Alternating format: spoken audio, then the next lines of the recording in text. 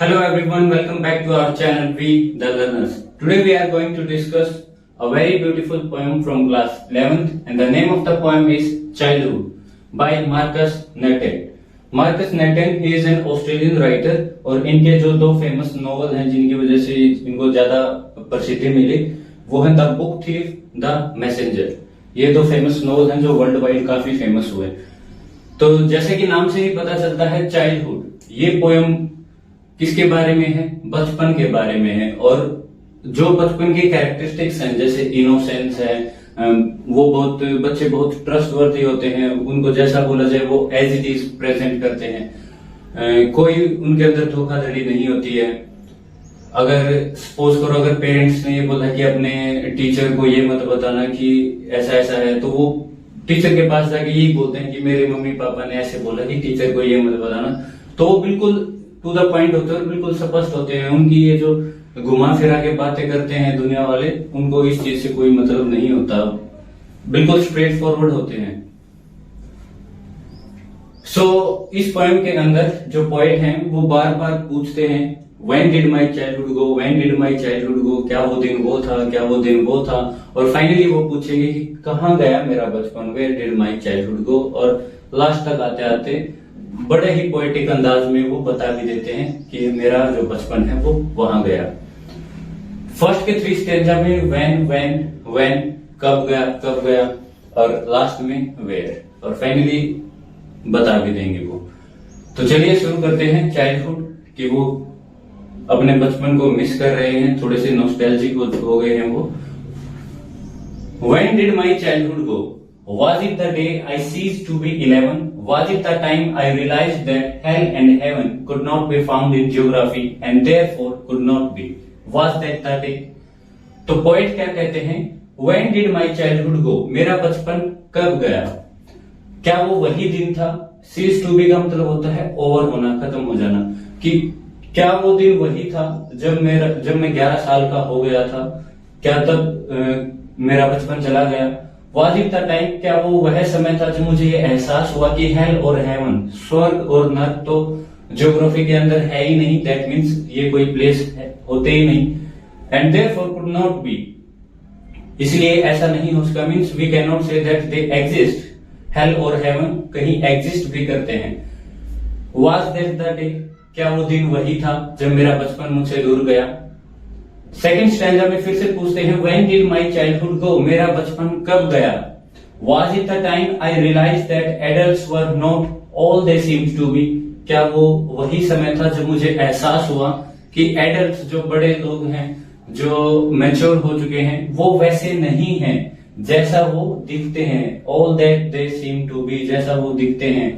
They talked of love, वो बातें करते हैं प्यार की। And preached of love, preached मतलब उपदेश देना, वो उपदेश देते हैं प्यार की, ऐसा करो वैसे करो, प्यार से रहो, एक दूसरे के साथ बड़े प्यार प्रेम से मिलजुल के रहो। लेकिन ऐसा बिल्कुल नहीं है, जैसा वो दिखते हैं बोलते हैं वैसे वे बिल्कुल नहीं है। But did not act so lovingly, जैसा वो कहते हैं वैसा वो खुद नहीं करते हैं। जब मुझे एहसास हुआ वाज दैट द डे, क्या वो वही दिन था जब मेरा बचपन चला गया? फिर से पूछते हैं When did my childhood go? मेरा बचपन कब गया?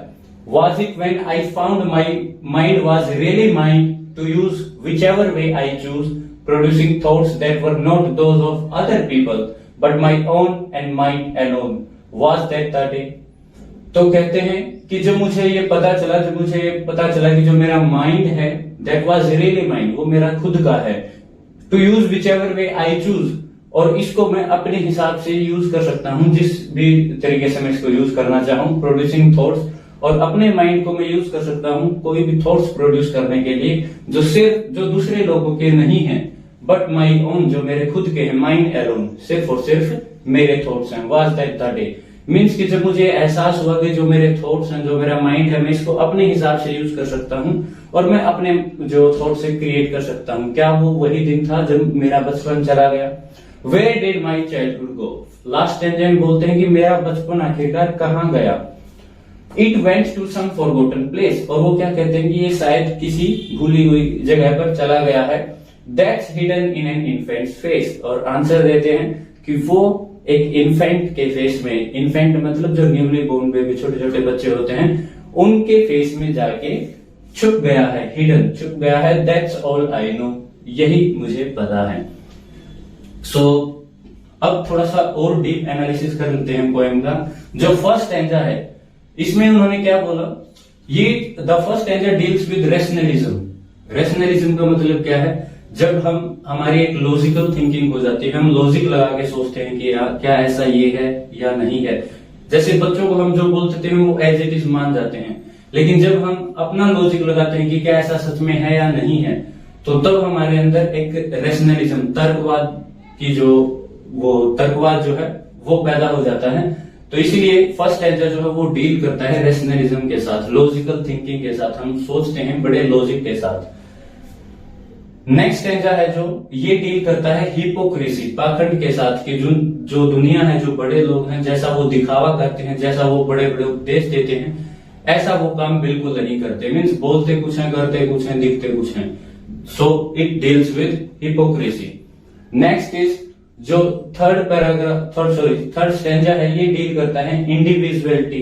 इंडिविजुअलिटी मीन्स अपना जो भी थॉट्स हैं, जो भी तुम्हारे विचार हैं, व्यूज हैं, पॉइंट ऑफ व्यू है, माइंड है, you are yourself an individual. तुम अपने आप में एक इंडिविजुअल हो, तुम्हारी थॉट्स अलग हो, सबसे अलग हैं। तुम्हारा सब कुछ जो भी तुम करते हो वो तुम्हारा खुद का है, तुम्हारे कर्म जो है वो तुम्हारे खुद के हैं। और लास्ट ये जो स्टैंजा है ये बड़ा ही पोएटिक है।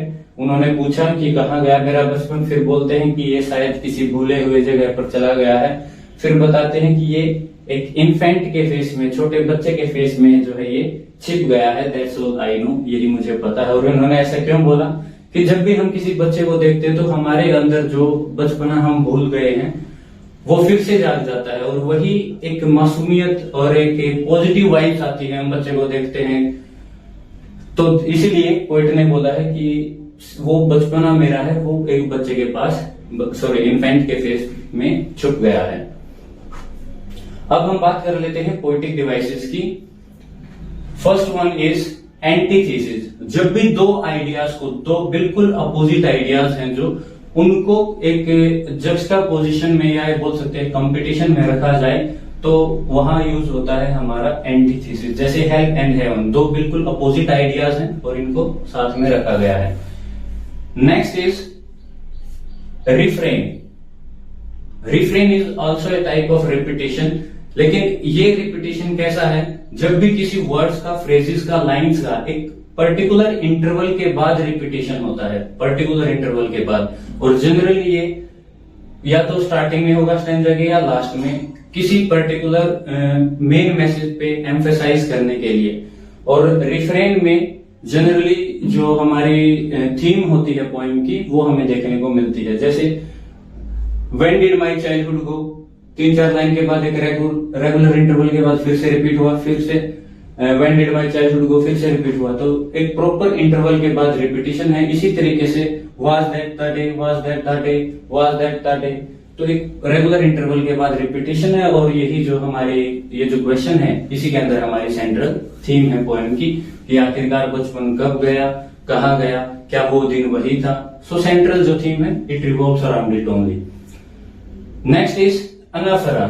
अनाफरा का मतलब क्या होता है, जब भी कंसेक्यूटिव लाइंस, दो कंसेक्यूटिव लाइंस है, उनके बीच में कोई गैप नहीं है, और जब उनकी स्टार्टिंग में सेम वर्ड्स का या सेम फ्रेजेस का रिपीटिशन होता है तो उसको बोलते हैं हम एनाफरा। जैसे कि यहाँ पे दैट्स, इसी तरीके से वाज इट द बिल्कुल स्टार्टिंग में है और दोनों कंसेक्यूटिव लाइंस है, लगातार लाइंस है।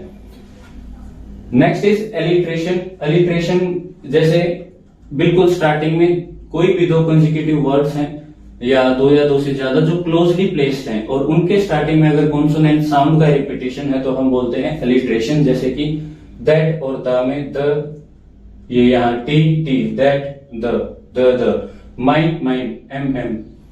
इसी तरीके से हेल एंड हेवन में एच का रिपीटिशन है, यही यहाँ फिर से द, यहाँ नीचे भी दैट और द। सो ये हो गया हमारा अलिट्रेशन। Next is personification. जैसे कि चाइल्डहुड को बोला गया कि ये चल के कहाँ चला गया, एक इन्फेंट के फेस में या फॉरगॉटन प्लेस पे, और जाके छुप गया किसी इन्फेंट के फेस पे। तो इसको क्या दी गई, चाइल्डहुड को एक कैरेक्टरिस्टिक दी गई, जैसे किसी पर्सन की तरह वो जाके वहां छुप गया, तो ये हो गया पर्सोनिफिकेशन। अब बात कर लेते हैं राइम स्कीम की। अगर पोएम को अच्छे से ध्यान से देखते हैं तो हमें जो एक प्रॉपर राइम स्कीम है वो फर्स्ट और फोर्थ स्टैंजा में देखने को मिलती है। फर्स्ट स्टैंजा में जैसे गो, ए से हमने इसको डिनोट किया। नेक्स्ट 11 डिफरेंट साउंड है, बी से डिनोट किया। हेवन सेम साउंड है, तो 11 के जैसी है, 11 को बी से किया तो इसको भी बी से। फिर ज्योग्राफी दोनों में से बिल्कुल अलग है, जो तीसरी साउंड है हमारी ये सी से। फिर ज्योग्राफी बी दोनों सेम है, तो ये भी सी से। और फिर डे इन सब से अलग है, तो नेक्स्ट लेटर हमारा डी। तो फर्स्ट की जो राइम स्कीम है स्टैंजा की A B B C C D. Last stanza में लास्ट में क्या है, गो प्लेस फेस सेम हो गई, बी बी नो, गो और नो इनकी सेम है, तो इसलिए ए बी बी ए। लेकिन जो सेकंड और थर्ड स्टैंजा है इनकी अगर राइम स्कीम देखी जाए तो ये एक फ्री वर्स है, इसमें कोई राइम स्कीम नहीं है। A B C D E F जो पांचों की पांचों लाइन है वो बिल्कुल अलग है। और कई बार जो है 4 लाइन की पोएम होती है उसमें चारों अलग होती है, तो उसको हम राइम स्कीम मान लेते हैं। जैसे अगर ए बी सी डी होता तो हम उसको मान लेते हैं, लेकिन ये तो A B C D E F, इसी तरीके से वहां A B C D E F बिल्कुल डिफरेंट साउंड है, तो हम इसको एक राइम स्कीम में काउंट नहीं करते। ए बी सी डी तक ही हम उसको जनरली काउंट करते हैं राइम स्कीम के अंदर। So these were the poetic devices. Thank you, keep loving.